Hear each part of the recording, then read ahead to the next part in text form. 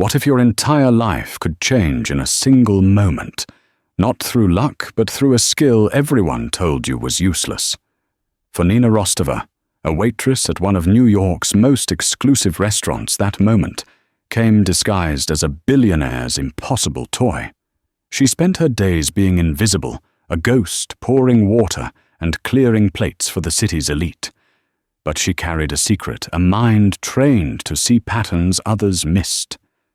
When the enigmatic Sheikh Khalid al-Jamil placed an ancient, unsolved puzzle on the table, offering a fortune to whoever could crack it, the most powerful men in the room saw only a challenge for their egos. Nina saw a language she understood. This is the incredible true story of how the woman no one noticed solved the puzzle no one could, and in doing so found the one thing she'd lost herself. The clink of silver on porcelain was the soundtrack to Nina Rostova's life. It was a delicate, expensive sound, a world away from the rattling radiator in her fifth-floor walk-up in Queens. Here at Aurelia, Manhattan's temple of haute cuisine, every sound was muted, every movement choreographed.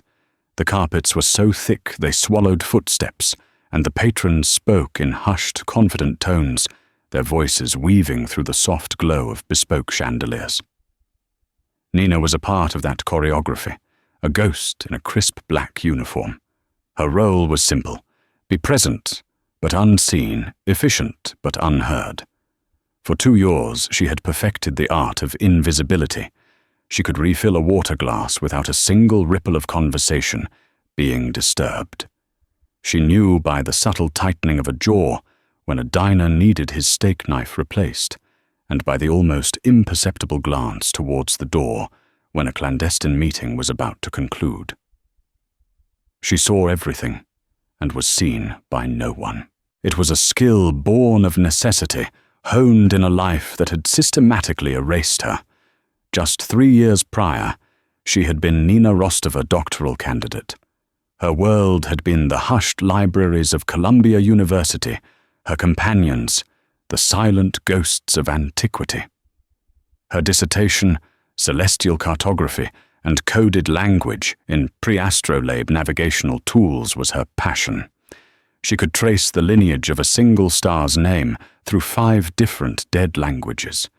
She saw stories in the constellations, mathematical poetry, in the movements of the planets. Then her mother's diagnosis came a cruel, swift illness that devoured their savings, and then her spirit. The world of academia, with its grants and stipends, couldn't pay for round-the-clock nursing care. So Nina had faded away, trading dusty manuscripts for starched tablecloths, her brilliant mind repurposed to memorize the daily specials and the wine pairings for pan-seared scallops. Tonight, Table 12 was the center of Aurelia's universe. It was the prime alcove overlooking the park, and it was occupied by Sheikh Khalid al-Jamil and his entourage. Even seated, the sheikh possessed a gravitational pull. He was a man whose wealth was spoken of in the same terms as a nation's GDP, but it was his quiet intensity that commanded the room. His face was a study in contrasts, sharp, intelligent eyes that missed nothing, set in a face that rarely betrayed emotion. He was flanked by 2 stern-faced bodyguards and a handful of advisors in tailored suits that cost more than Nina's annual rent. Chief among them was Gregory Vance. A slick, self-satisfied man in his late 40s, Vance was the sheikh's highly paid acquisitions consultant. He carried himself with the air of a man who believed he was the smartest person in any room, a belief he reinforced with a booming voice and a condescending smile. He was a regular at Aurelia and a notoriously difficult customer, known for his snap-fingered summons and his complaints about wine temperatures being off by a single degree. Nina's job tonight was to assist the lead waiter, ensuring Table 12's glasses were never less than half full. As she moved silently, a wraith with a water pitcher, she caught snippets of their conversation. It wasn't about oil or finance or any of the topics one might expect. It was about a puzzle. 3 months, Gregory the Sheikh said, his voice a low, smooth baritone. The finest minds at Sotheby's, the most acclaimed historians from Oxford. None have even come close. Gregory Vance laughed a sound that was more performance than mirth. Your Excellency, it is a testament to your grandfather's genius. He created a truly unsolvable enigma, a beautiful yet functionless piece of art. With a subtle gesture, the Sheikh had one of his attendants place a velvet-lined rosewood box on the table. He opened the lid, and even from her discreet distance, Nina felt her breath catch. Inside, nestled on a bed of silk, was an object of breathtaking complexity and beauty. It was an astrolabe, but unlike any she had ever seen in textbooks. Forged from a dark, unfamiliar metal that seemed to drink the light, it was comprised of at least a dozen interlocking rings, each etched with symbols that were part celestial, part linguistic. They weren't standard constellations or zodiac signs. They were a fusion of ancient scripts, a hint of Phoenician here, a whisper of Proto-Sanskrit there. My grandfather believed it was more than art. Sheikh Khalid said, his gaze fixed on the device. He called it the key of the seeker. In his will, he stipulated that whoever could unlock its celestial alignment, make the rings sing the one true song, as he put it, would be granted a 10% stake in his private heritage fund. A collective sharp intake of breath went around the table. Nina pouring water for a man discussing $1 billion merger 2 tables away, did the mental math. 10%. The Sheikh's private fund was rumored to be worth north of $50 billion. The prize wasn't just a fortune. It was the kind of wealth that reshaped dynasties. A $5 billion puzzle, Gregory murmured, his eyes gleaming with a covetous fire. He reached out, his manicured fingers hovering over the astrolabe. We have tried everything. Astronomical charts, historical records, linguistic analysis. It yields nothing but beautiful nonsensical patterns. The Sheikh watched him, a flicker of disappointment in his eyes. You see patterns, Gregory? My grandfather spoke of a story. He said the key was not in knowing the answer, but in knowing which question to ask. For the rest of the evening, the men at the table took turns manipulating the astrolabe. They moved the rings, quoted ancient texts, and debated obscure historical events, their voices a cacophony of intellectual vanity. Nina continued her silent ballet around them, clearing plates, refilling glasses, her mind a million miles away from the task at hand. She wasn't seeing a puzzle for a prize. She was seeing the culmination of her life's abandoned passion laid out on a dinner table. She saw the symbols not as individual characters, but as a complex, interwoven system. The etchings weren't just letters. They had the deliberate weighting of logograms, where each symbol represented a word or a concept. And the celestial markings weren't random. They pointed to a specific and very unusual stellar configuration, one that occurred only when viewed from a precise location on Earth and at a precise moment in history. The others were trying to solve it as a flat, 2-dimensional problem. Nina could see it in 3 dimensions, language, astronomy, and geography, all layered together. As she cleared away the dessert plates Gregory Vance was holding, the astrolabe turning it over with frustration. It's a fool's errand, Your Excellency. A beautiful sentimental game left by an old man. The Sheikh's eyes narrowed almost imperceptibly at the slight.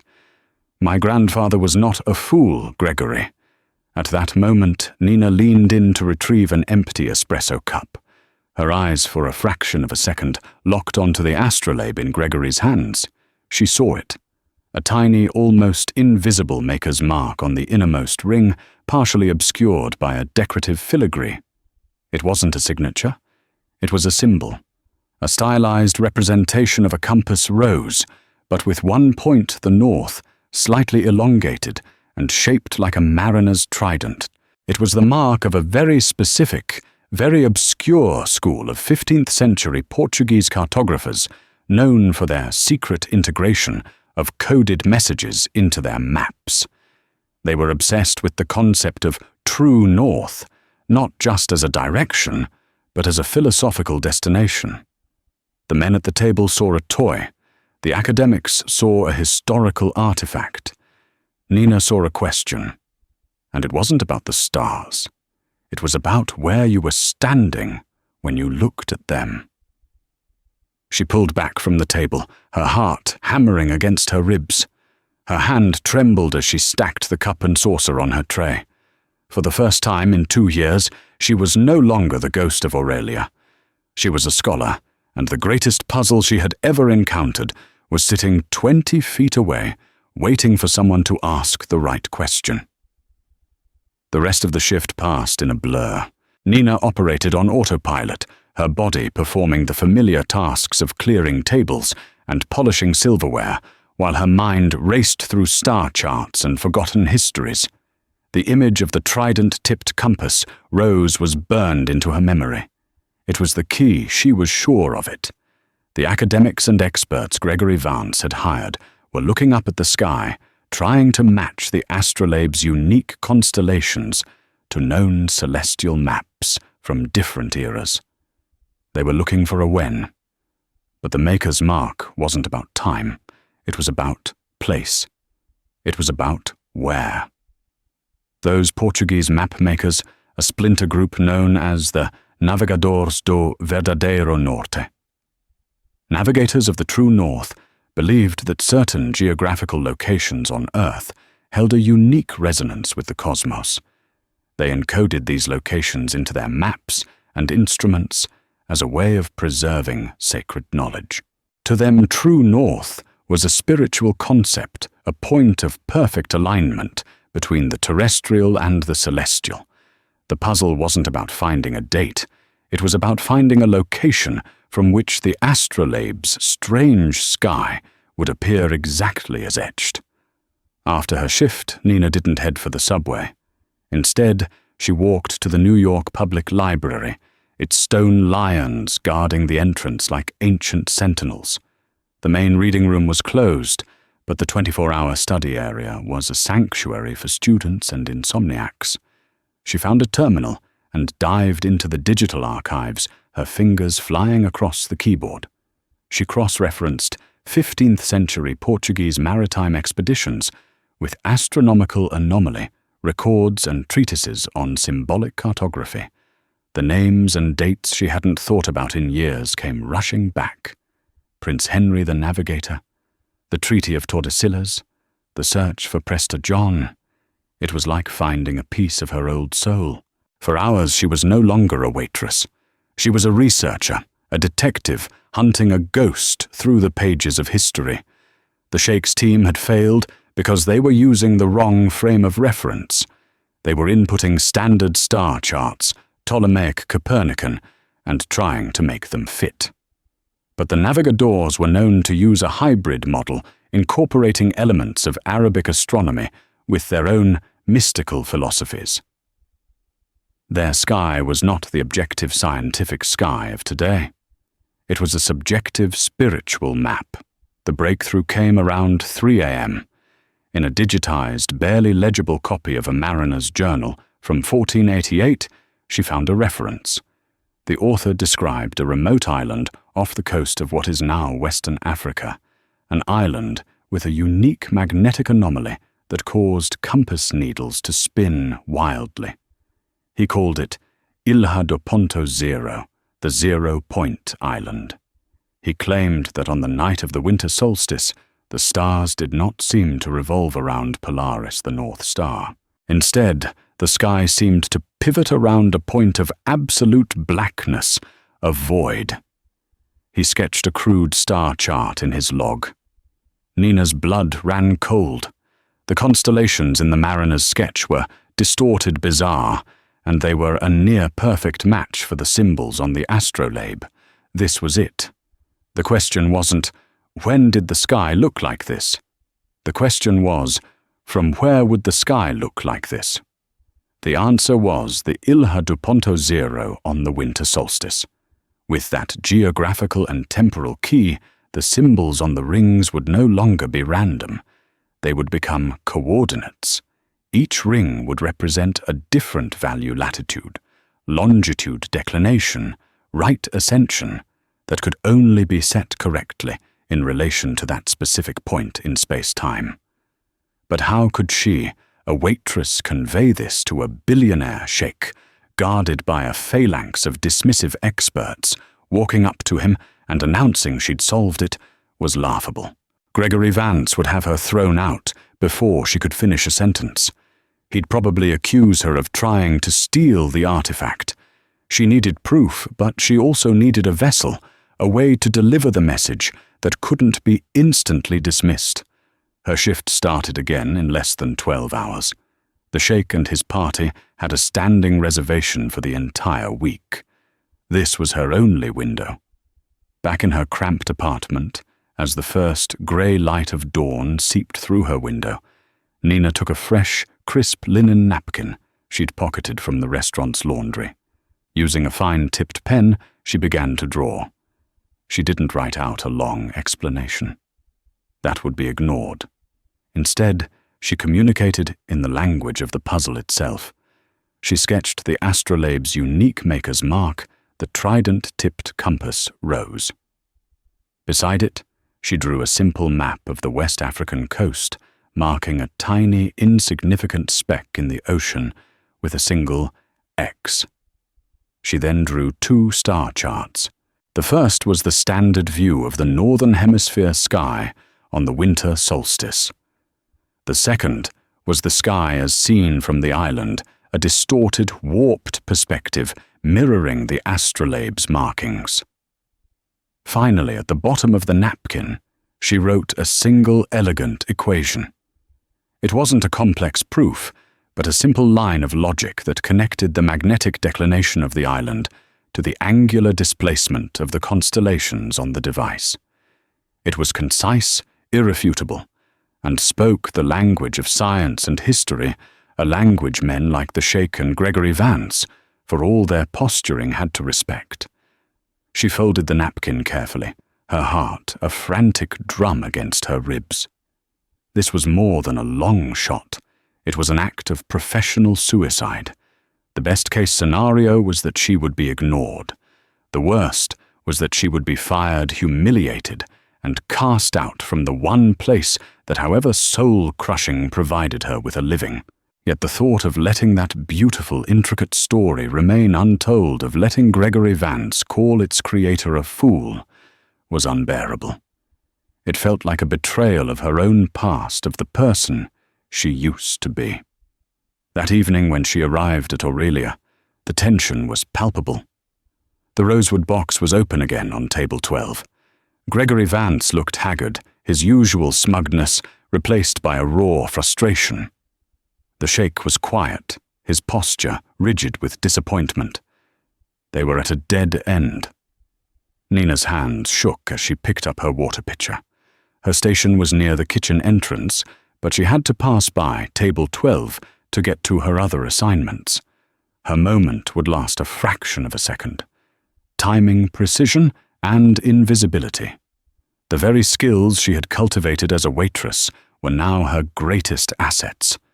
She waited until the lead waiter was presenting the wine list, drawing everyone's attention. She saw Gregory place his hand on the table right next to his bread plate. Nina began her walk, a silent, fluid motion. As she passed the table, she leaned in ostensibly to check a water glass. In a movement so swift and practiced, it was practically invisible. She slid the folded napkin from her sleeve and placed it beside the sheikh's water goblet. She didn't break her stride. She didn't look back. She continued on her route, her body a mask of calm, her insides a churning sea of terror and hope. She had whispered her secret. Now all she could do was wait for the echo. Seconds stretched into eternity. Nina retreated to the relative anonymity of her station, near the kitchen, her back to the dining room, pretending to polish a set of wine glasses, that were already immaculate. Her hands trembled so badly she was afraid she'd drop one. Every nerve ending screamed at her to turn around to see what was happening at table 12. She resisted. A ghost does not watch. It simply exists. To show any interest would be to reveal herself, to connect the mysterious napkin to the lowly waitress. The murmur of conversation from the Sheikh's table continued unabated. Nina's heart sank. He hadn't seen it. Or worse, he'd seen it and dismissed it as a piece of trash, a stray bit of linen. It would be swept away with the crumbs when the table was cleared. The audacity of her own actions crashed down on her. What had she been thinking? That a man who commands armies of experts would pay attention to a cryptic doodle delivered by a servant. Then the tone of the conversation shifted. A sharp, irritated voice cut through the drone. It was Gregory Vance. "What is this?" he said, his voice carrying across the hushed restaurant. Nina risked a glance over her shoulder. Vance was holding the napkin between his thumb and forefinger, as if it were a contaminated specimen. He hadn't seen her place it there. He just saw its sudden appearance. His eyes scanned the table, then the staff, a look of pure contempt on his face. "Someone's rubbish," he scoffed, starting to crumple it. "The service here is getting sloppy. Wait." The single word from Sheikh Khalid al-Jamil was not loud, but it possessed an absolute authority that silenced the table and froze Gregory's hand mid-crumple. The Sheikh extended his hand, his gaze calm but unwavering. Reluctantly, as if handing over a piece of incriminating evidence, Gregory passed him the napkin. Nina watched her breath held tight in her chest as the Sheikh unfolded the delicate piece of linen. His dark eyes, which had been clouded with disappointment all evening, slowly sharpened with an intense focus. He traced the lines of her drawing with his finger, the maker's mark, the 2-star charts, the small coastal map. His expression was unreadable, a mask of aristocratic composure. But Nina, the expert observer of micro-expressions, saw it a slight widening of his eyes, a subtle parting of his lips. It was the look of a man seeing a familiar room from a completely new angle for the first time. He stared at the napkin for a full minute, the silence at his table growing heavy and awkward. The other advisors fidgeted, unsure how to react.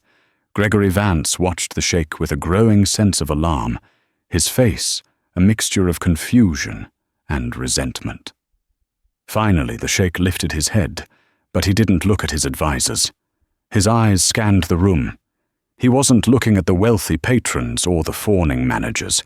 He was looking at the staff. He surveyed the waiters, the bus boys, the sommelier, his gaze methodical and penetrating. Nina felt a jolt of panic, like an animal caught in a hunter's sights. She quickly turned back to her wine glasses, her heart pounding a frantic rhythm against her ribs. "Don't look at me. Please don't look at me." "Who brought this to the table?" the Sheikh asked, his voice calm but resonant. The lead waiter, an old professional named Robert, immediately stepped forward. "Sir, I'm not sure I understand." "This napkin," the Sheikh said, holding it up. "It was not here a moment ago. One of your staff placed it here." "Who was it?" Robert looked bewildered. He glanced around at his team, who all shook their heads.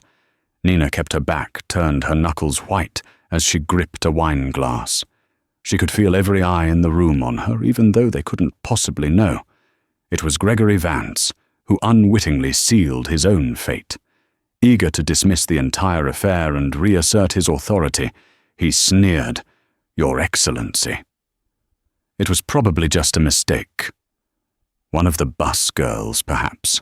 They're not exactly known for their intellect.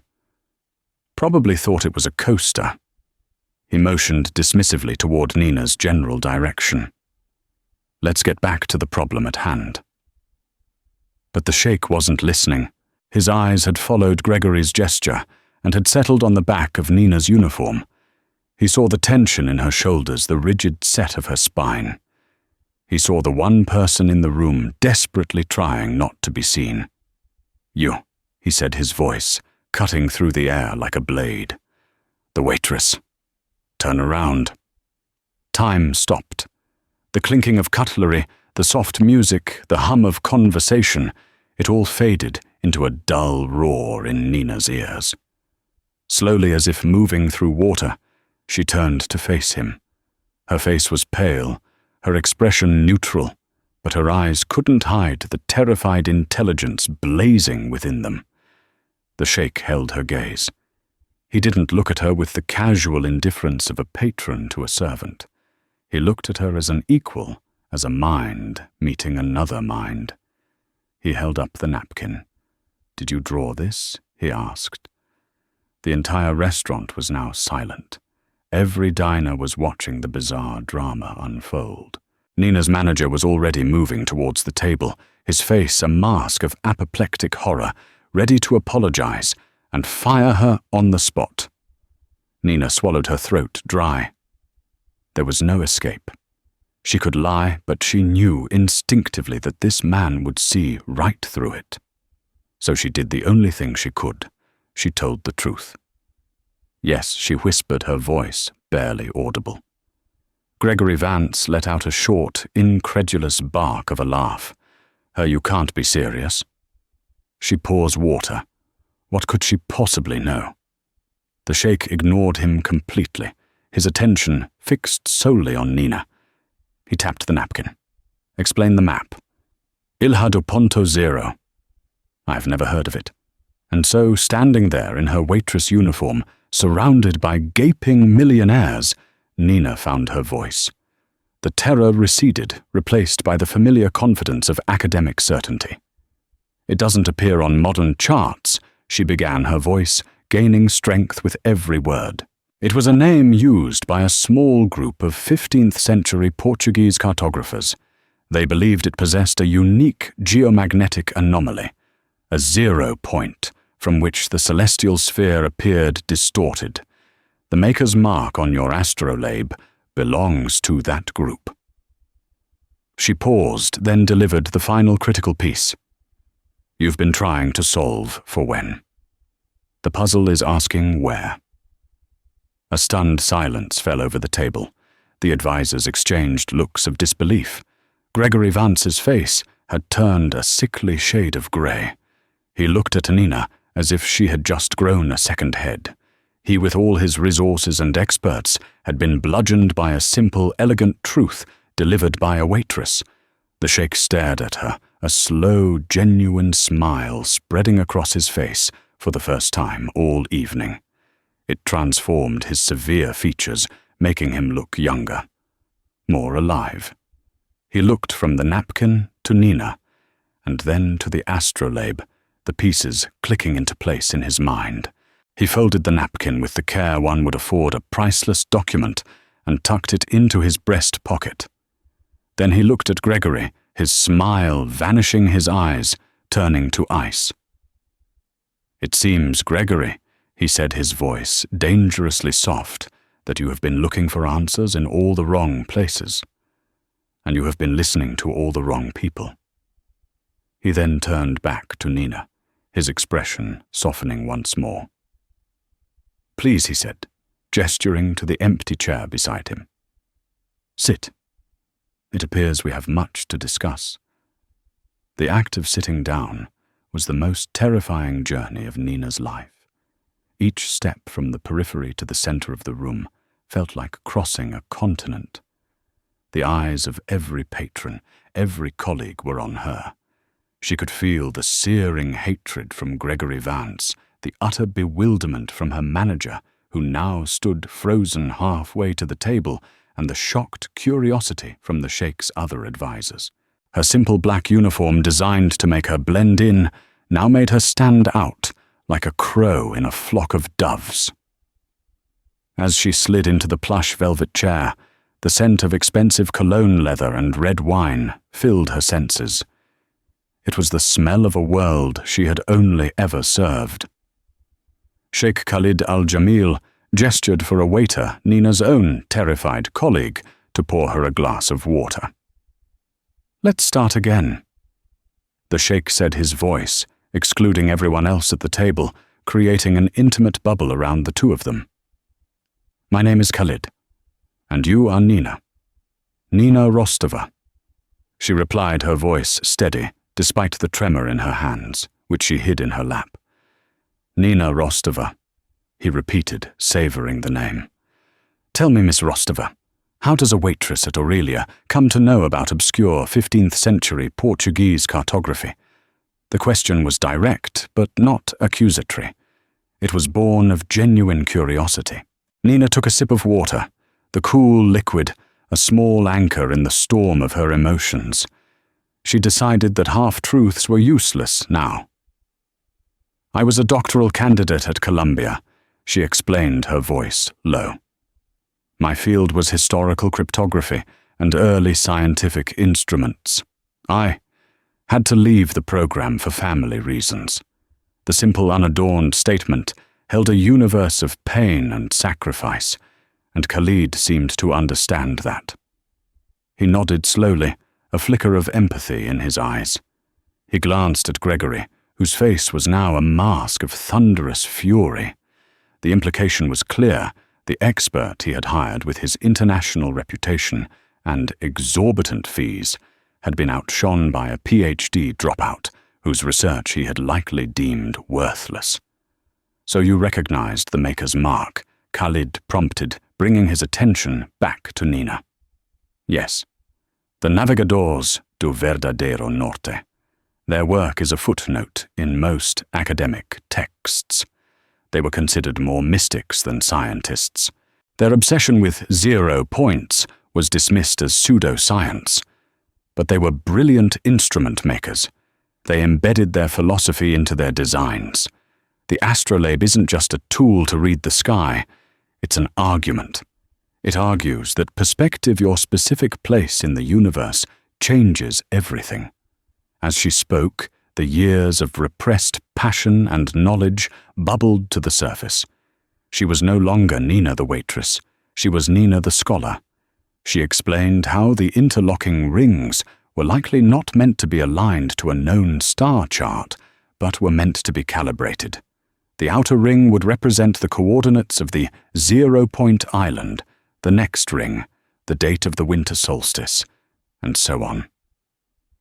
Once those parameters were set, the strange symbols would resolve into a coherent message or a set of final coordinates.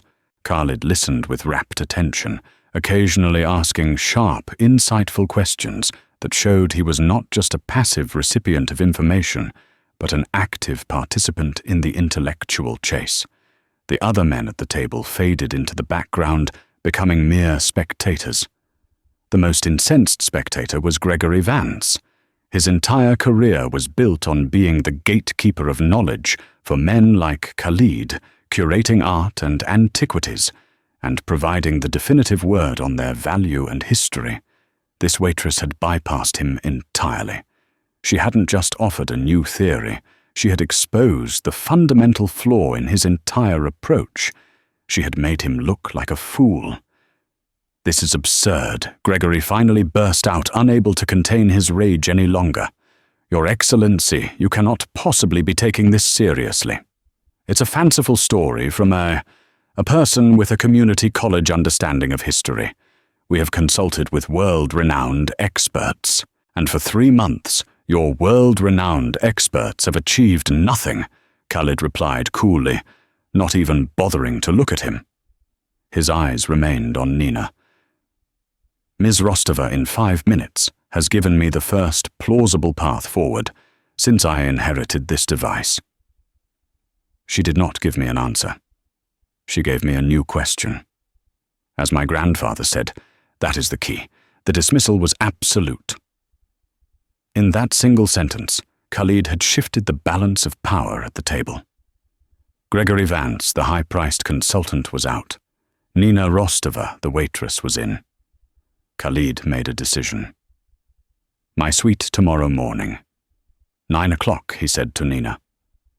I will have my research team assemble everything we have, all the high-resolution scans of the astrolabe, the historical analyses, the dead-end translations. I want you to look at it." He paused. "I will of course compensate you for your time at a rate far exceeding your current employment." Nina's mind reeled. A hotel suite, a research team, compensation. It was an offer to re-enter the world she thought she had lost forever. Yes. Of course, thank you." Her manager, who had been hovering nearby, finally saw his opening. He scurried forward. "Your Excellency, on behalf of Aurelia, I must apologize for this interruption. Ms. Rostova has clearly overstepped her bounds." Khalid raised a hand, silencing him instantly. "On the contrary, your restaurant should be proud. You don't just employ servers here, you employ scholars. Ms. Rostova will not be finishing her shift tonight, or any other night. Consider this her resignation." The finality of his words hung in the air. Nina felt a dizzying mix of elation and terror. She was free from the drudgery, the invisibility, but she had also just leapt from a cliff, trusting that this stranger, this powerful sheikh, had offered her a solid place to land. As Khalid's security detail smoothly arranged for her to be escorted out, not as a disgraced employee, but as an honored guest. Nina caught Gregory Vance's eye. The look he gave her was not just one of anger or professional jealousy. It was a look of pure, venomous hatred. It was a promise of retribution. He had been publicly humiliated, his value and expertise rendered worthless by a ghost in a black uniform. He would not let that stand. The walk out of Aurelia was surreal. She passed the tables she had been serving, just an hour before the patrons now staring at her, with undisguised awe and gossip-fueled excitement. She had entered the restaurant that evening as a nobody, a part of the scenery. She was leaving as a mystery, the woman who had captured the attention of a billionaire, and was about to step into a world of unimaginable wealth and consequence. But as the cool night air of Manhattan hit her face, she knew this was not the end of the story. It was the beginning of a new, far more dangerous game. She had a seat at the table, but the table was in a lion's den, and she had just stolen the lion's kill from a very hungry jackal. The Sheikh's suite at the St. Regis was less a hotel room and more a palatial apartment floating above Central Park. The living room had been converted into a state-of-the-art research hub. High-resolution monitors displayed magnified images of the astrolabe interactive star charts and pages of ancient texts. A team of 3 quiet, efficient researchers, seconded from Khalid's family office in Geneva, stood ready to assist her. Nina, dressed in a simple but professional blazer and slacks she'd bought in a panic that morning, felt a wave of imposter syndrome wash over her. Just yesterday, her biggest professional challenge had been carrying 4 plates at once. Now she was directing a team tasked with solving a multi-billion-dollar puzzle. Khalid greeted her personally, offering her coffee and pastries, before retreating to an adjacent office to take calls, leaving her to her work. "The resources are yours, Miss Rostova," he'd said. "My only instruction is to follow your instincts." As Nina delved into the data, her initial nervousness was replaced by the pure, unadulterated joy of the intellectual hunt. It was like coming home. The high-resolution scans confirmed her theory. The Maker's Mark was undeniably that of the Navigadores. She directed the team to pull every known fragment of their writings, every map attributed to them, every mention of them in the logs of other explorers. The day was a whirlwind of discovery. They found further references to the 0 Point Island, which was likely a volcanic seamount that has since eroded below sea level, explaining its absence on modern maps. Using historical tidal charts and descriptions from the mariner's log, they were able to triangulate its approximate 15th century coordinates. plugging these coordinates into the astronomical software and setting the date to the 1488 winter solstice, as mentioned in the log, was the next step. When they rendered the sky from that specific point in space-time, the result was breathtaking. The simulated sky on the main monitor warped the familiar constellations, stretching and twisting until they perfectly matched the engravings on the astrolabe. A collective gasp went through the room. Nina had been right. The mood was electric. They were no longer guessing. They had the key. Now came the laborious task of calibration. Each of the 12 rings of the astrolabe had to correspond to a specific, variable declination, azimuth sidereal time. The symbols, once nonsensical, began to look like a complex cipher, a form of numerical substitution based on the angular measurements of specific stars within the distorted celestial map. Amidst the heady progress, there was a discordant note: Gregory Vance. He arrived mid-afternoon, his presence immediately sucking the positive energy out of the room. He claimed Khalid had sent him to observe and assist, but his real purpose was clear. He watched Nina with a predatory stillness. His arms crossed his expression, a mask of strained civility that did nothing to hide the contempt in his eyes.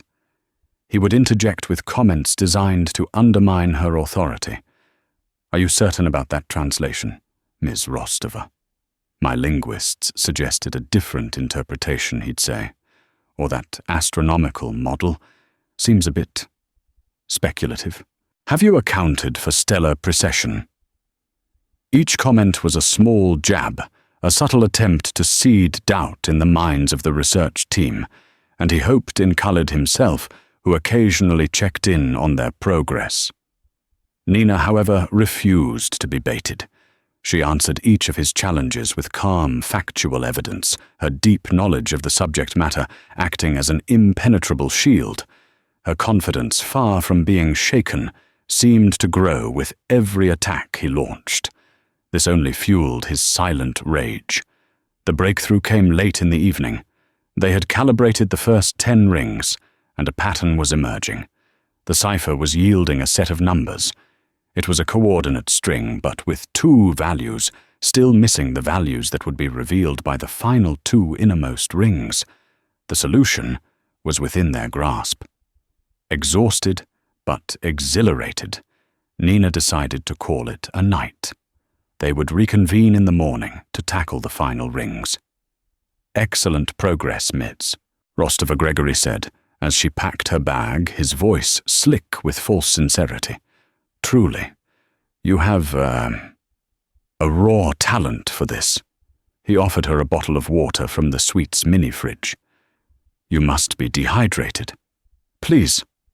Wary but too tired to think much of it, Nina accepted the bottle, thanked him, and left.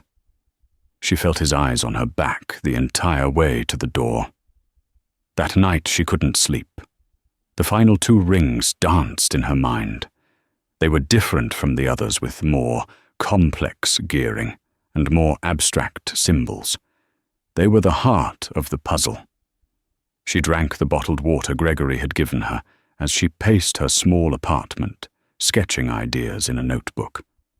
Around midnight, a strange lethargy began to creep over her. Her thoughts grew foggy, her eyelids heavy. She chalked it up to exhaustion and collapsed into bed, falling into a deep, unnaturally profound sleep. She woke up late, the sun already high in the sky. Her head pounded, and her mouth felt like cotton. A glance at her alarm clock sent a bolt of pure adrenaline through her. It was 10:30 a.m. She was an hour and a half late. She dressed in a frenzy, her mind thick with a strange mental fog, and raced to the hotel. When she burst into the suite, apologizing profusely, she was met with a scene of quiet celebration. Gregory Vance stood beside Sheikh Khalid, a triumphant smile on his face. In his hands, he held the astrolabe, its rings aligned in a new, perfect configuration. "Ah, Ms. Rostova, so good of you to join us," Gregory said, his voice dripping with condescension. "No need to apologize.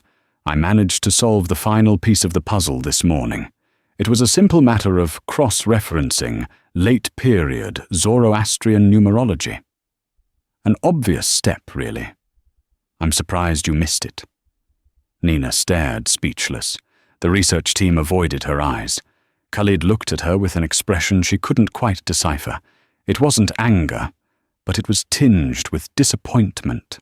"Gregory arrived early," Khalid explained, his voice flat. "He used your foundational work and found the final key. The numbers from the last 2 rings complete the coordinates. It points to a location in the empty quarter of the Arabian desert."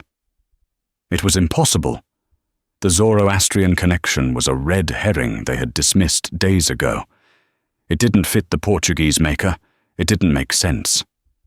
And how had she overslept so profoundly the bottled water, the strange fog in her head?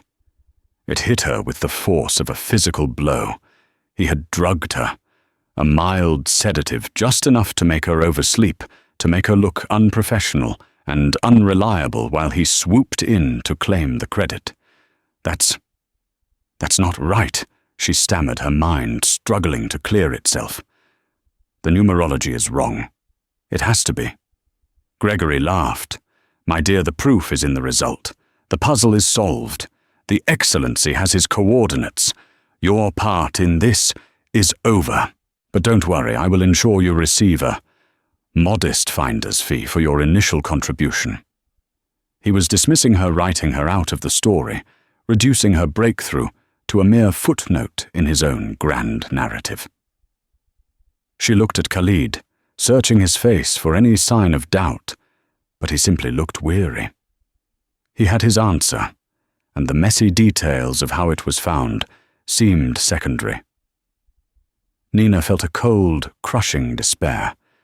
She had been so close. She had flown into the sun only to have her wings melted by a petty, jealous man. She had been sabotaged, and she had absolutely no way to prove it. She was just a waitress, and he was Gregory Vance. Who would ever believe her? Defeated, she turned and walked out of the room, the sound of Gregory's smug laughter echoing behind her. Nina walked through New York in a daze. The city's vibrant energy mocked the hollow emptiness inside her. Gregory Vance had stolen her discovery, her credibility, and her second chance, all in one cowardly, calculated move. Back in her apartment, she stared at the notebook, filled with her frantic scribbles from the night before. The Zoroastrian connection still felt profoundly wrong. It was a patch that didn't match the fabric of the puzzle. The navigadors were obsessively consistent. Why would they suddenly incorporate a system from a completely different culture? Her mind, now clear of the sedative's fog, began to work again, not with hope, but with the stubborn refusal to leave a question unanswered. She stared at the abstract symbols of the final 2 rings. Her gaze drifted around her small apartment and fell upon a cheap print of an old maritime map. Then she saw it not on the map, but in her memory. Something from her other life. Her life at Aurelia. The restaurant's floor was a stunning, complex, geometric pattern of black and white marble. A stylized compass rose. Patrons walked over it every day, but Nina, in her 2 years of silent observation, had memorized its every line. The symbols on the final 2 rings weren't numbers. They were directions. They were a set of instructions, a physical path to be traced over that specific pattern. But why would a 15th century puzzle contain a key hidden in the floor of a 21st century restaurant? Her fingers flew across her keyboard as she searched the history of the building. Before it was Aurelia, it had been a bank and a gallery, but its original foundation in the late 19th century was the New York headquarters of the Royal Geographic Society. The pieces slammed into place. Khalid's grandfather. He was a trickster. Unable to solve the final part of the puzzle himself, He created his own final layer. He modified the last 2 rings, encoding a new test whose key was hidden in a place he frequented Aurelia. The puzzle wasn't just about reading a map. It was a test of observation. Gregory had failed because his arrogance blinded him. He forced a complex historical solution onto it. But Nina's time as a waitress, the period she viewed as her great failure, was the very thing that gave her the unique perspective to solve it. The coordinates Gregory found were a red herring, a trap for the arrogant. Adrenaline washed away her despair. Grabbing her notebook, she ran. She arrived at the St. Regis to find Sheikh Khalid and his entourage, including a preening Gregory Vance, preparing to leave for the airport. "Stop, Nina," shouted her voice ringing through the opulent lobby. Heads turned. Khalid paused and looked at her. Gregory's face twisted into a mask of fury. "Security, get this woman out of here." "The coordinates are wrong," Nina said, walking directly toward the sheikh. "It's a false trail. A trap." Gregory scoffed. "She's delusional." "Your Excellency, we should go." "Let her speak," Khalid said, seeing the blazing certainty in her eyes. Nina opened her notebook. "Your grandfather added a final test. The last 2 rings aren't a cipher. They are a set of physical directions for a path across the floor at Aurelia. He was testing if someone could see the world in front of them, not just decipher the past." "She's insane," Gregory sputtered, but his composure was cracking. "Then let's prove it," Khalid said, his eyes gleaming.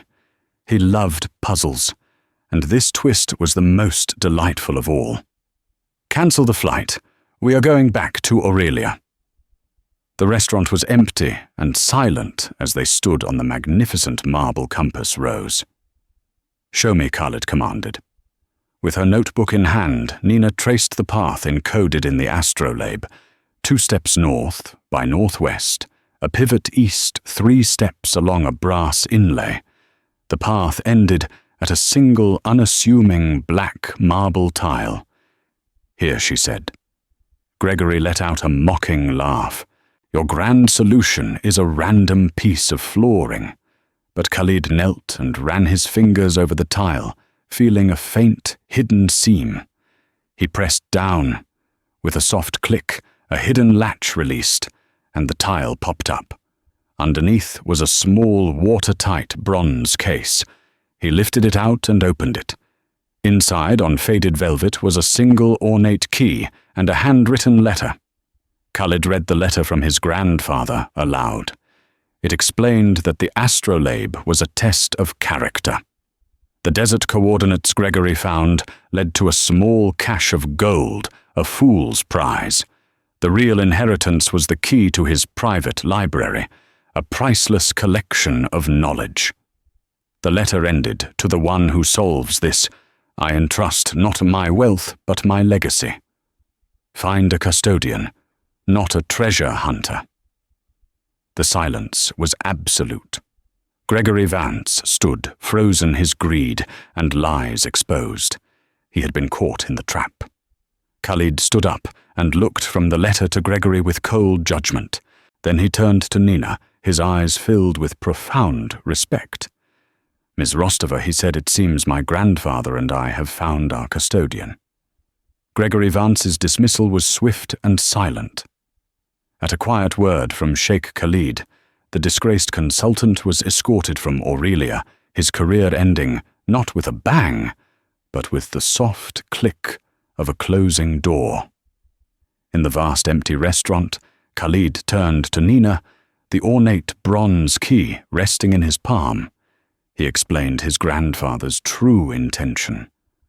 The astrolabe was never about a treasure hunt. It was a test of character. The coordinates Gregory found led to a small cache of gold, a fool's prize designed to trap the greedy. The real inheritance was the key which opened a priceless library of scientific and historical texts in Geneva. "My grandfather wasn't looking for a treasure hunter," Khalid said, his voice filled with reverence. He was looking for a custodian for his legacy. He offered the key to Nina. The stake in the Heritage Fund was real, but it wasn't a prize. It was the operating budget for a new foundation she would lead. He needed her unique perspective, the one that saw the world differently, not the credentials of an academic who would only see what they expected. Tears welled in Nina's eyes. This was more than a job offer. It was the restoration of a life she thought was lost forever. The ghost of Aurelia was gone, replaced by a scholar and a director. Closing her hand around the cool, heavy metal she accepted. "Excellent," Khalid smiled. "But first you are owed a proper meal." As Nina sat down at table 12 for the second time, it was not as an invisible servant, but as an honored guest. Her journey was complete. She had solved the puzzle not just with her intellect, but with the quiet wisdom of an observer finally finding her own true north. Nina's story is a powerful reminder that our true worth is never defined by our job title or our circumstances. It's defined by our curiosity, our resilience, and our courage to speak up, even when the world is trying to keep us silent. She was the invisible woman who saw what no one else could, proving that the most brilliant minds can be found in the most unexpected places. Her journey from the service entrance to the director's chair wasn't an accident. It was the result of a unique perspective forged in hardship. What puzzles are hidden in plain sight in your own life? What skills do you have that the world has yet to recognize? Nina's story proves that you don't need a fancy title to change the world. Sometimes all you need is a napkin and the courage to share what you see. If her incredible journey from overlooked waitress to the guardian of a billionaire's legacy inspired you, please hit that like button and share this video with someone who needs to be reminded of their own hidden potential. And for more true stories that will leave you breathless, don't forget to subscribe to our channel and ring that notification bell. Thank you for listening.